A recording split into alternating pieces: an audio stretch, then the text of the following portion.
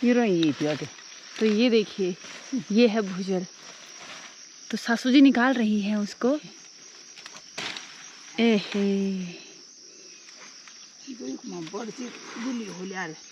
तो ये देखिए, तो सबसे पहला कार्य होता है हमारा पतोड़ के लिए अच्छे अच्छे पत्तों को निकालना। तो ये पेस्ट बिल्कुल तैयार हो गया है। कुछ पत्ते मैंने छांट करके धो करके बिल्कुल तैयार कर दिए हैं। तो पेस्ट लगा दिया है। अब इसको इस तरीके से थोड़ा मोड़ देंगे, इसके भाप से ये पकेगा। तो स्टीम हो गए हैं जो पतोड़ थे। अब इनको ठंडा करने के लिए रखेंगे। उसके बाद काट के फिर जब फ्राई करूंगी तो कुछ देर तलने के बाद तैयार है आपके सामने गर्मा गर्म और करारे पतोड़े।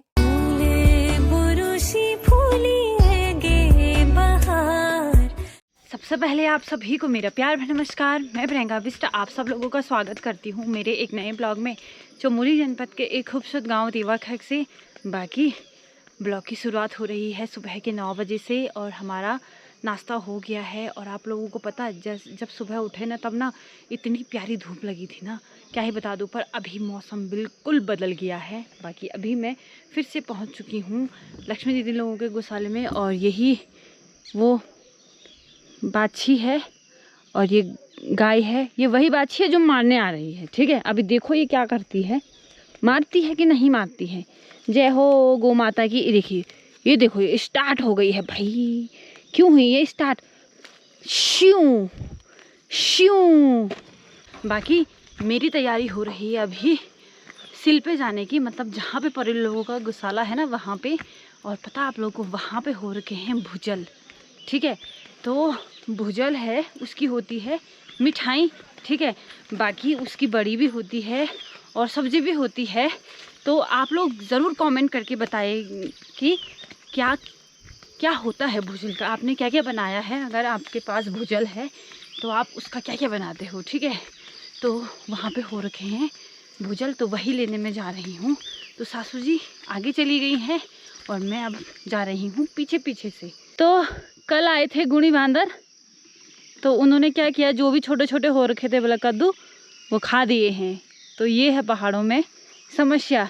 गुणी बांदर अलग से हैं, सुअर अलग से हो रखा है, चूहे अलग से लगे हुए हैं। तो सभी अपने अपने रास्ते लगे हुए हैं। और अब यहाँ नीचे दिखाती हूँ मैं कि कितनी ये है। तो ये देखिए, ये है वो भुजल। बाबा इमा कति वे आया हूँ मैं। तो ये है चाची लोगों का हल्दी का बगीचा। ठीक है, ऊपर वाले और नीचे वाले दोनों खेतों में उन्होंने मतलब हल्दी लगाई हुई है। और साथ साथ में ये देखिए, ये है कीवी का बेल। ठीक है, देखिए कितना बड़े हो गए हैं ये देखिए, पूरे मतलब दोनों खेतों में फैला हुआ है। अब देखते हैं इस बारी कितनी कीवी लगती है। पर बेल अच्छे हो रखे हैं, पिछली बारी से ठीक हो रखा है। बाकी इधर साइड ये देखिए, ये हमारा है हल्दी का बगीचा, दोनों नीचे वाला भी और ऊपर वाला भी। तो ये देखिए ऐसा है। तो ये देखिए, तो ये देखिए, ये है भुजल। तो सासू जी निकाल रही हैं उसको। हाँ ये देखिए,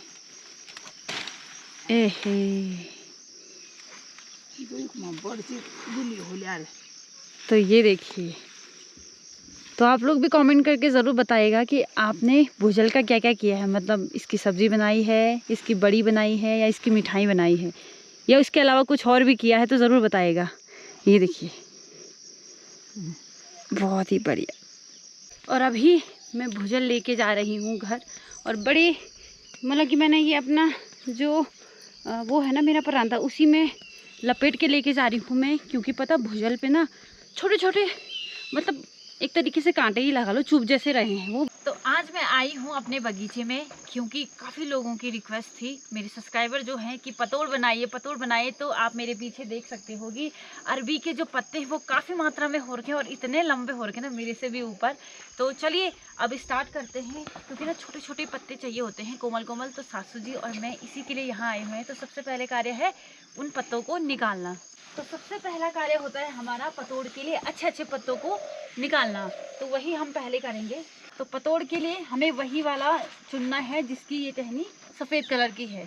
क्योंकि इसमें ना इस वाले बगीचे में भूरे कलर के भी हैं और सफ़ेद कलर के भी, तो हमें बस यही वाले चुनने हैं, क्योंकि जो भूरे वाले होते हैं वो उनसे ना बीच में मतलब कि गले में थोड़ा अजीब सा फील होता है, और इसलिए हमें ये वाला ही चुनना है। बाकी ये देखिए इतने सारे पत्ते मैंने इकट्ठा कर दिए हैं पतोड़ के लिए, और ना मैं पहली बार बनाऊंगी इसको, मैंने भी बस वीडियो में देखा है, पता नहीं कैसे बनेंगे पर कोशिश करूंगी पूरी।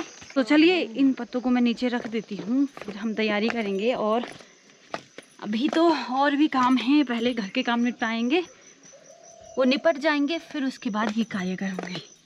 तो जो सुबह भुजल निकाला था उसी को देने में जा रही हूँ चाची लोगों को, बाकी सुमन लोगों को और परली लोगों को भी देना है, तो वो मैं बाद में दूंगी, पहले चाचा लोगों को दे देती हूँ। तो यही होता है गांव में, जो सबसे पहली सब्जी होती है या कुछ भी होता है वो सभी को बांटा जाता है। ठीक है,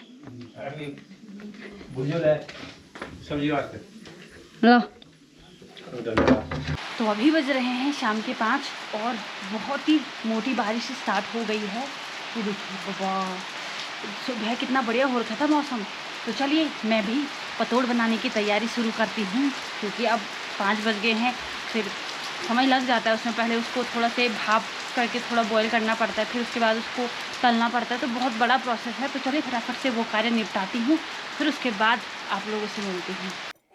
तो चलिए पतोड़े बनाने की प्रक्रिया शुरू करते हैं। तो सबसे पहले मैंने बेसन का पेस्ट तैयार कर दिया है, जिसमें कि नमक है, पानी, बेसन और कसूरी मेथी, और मसालों में जैसे हरी मिर्च हो गई, लाल मिर्च मैंने बहुत कम डाली है क्योंकि हरी मिर्च मैंने थोड़ा ज़्यादा डाल दी है, और हल्दी हुआ, उन सबको मैंने मिला के एक पेस्ट तैयार कर दिया है। और साथ में मैंने थोड़ा से अजवाइन डाला है क्योंकि वो सेहत के लिए काफ़ी अच्छा होता है। तो ये पेस्ट बिल्कुल तैयार हो गया है। बाकी जो मैं अरबी के पत्ते लाई थी उसमें से कुछ पत्ते मैंने छांट करके धो करके बिल्कुल तैयार कर दिए हैं। तो चलिए शुरू करते हैं पतौड़े बनाना। तो सबसे पहले एक पत्ते को इस तरीके से रखना है, फिर इस पे ये जो पेस्ट तैयार कर रखा है उसको अच्छे तरीके से लगा देना है। फिर इसके ऊपर दूसरा पत्ता रखना है, फिर उसके ऊपर भी इस तरीके से पेस्ट लगाना है। तो पेस्ट लगा दिया है, अब इसको इस तरीके से थोड़ा मोड़ देना है ऐसे करके, और यहाँ पे भी इस तरीके से लगा देना है, और इस तरीके से मोड़ देना है।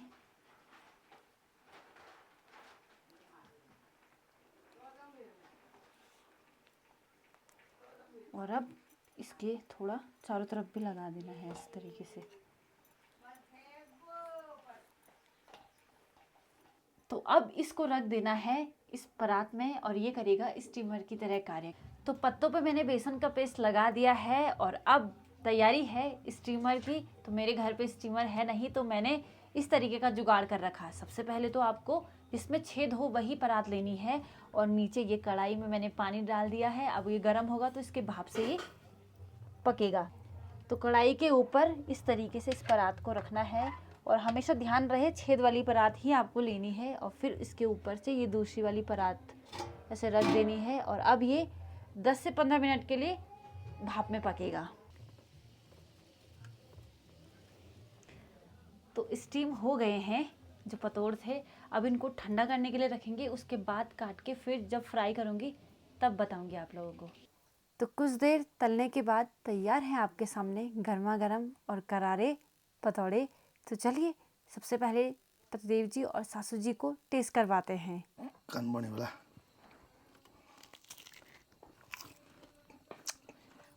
बहुत करारा और स्वादिष्ट भी। टेस्ट भी करूँ। तो सभी ने तो टेस्ट कर दिया है, और अब मेरी बारी है।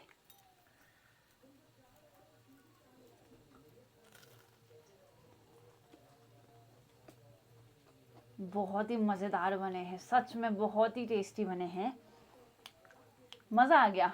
आप लोग भी ज़रूर ट्राई करिएगा।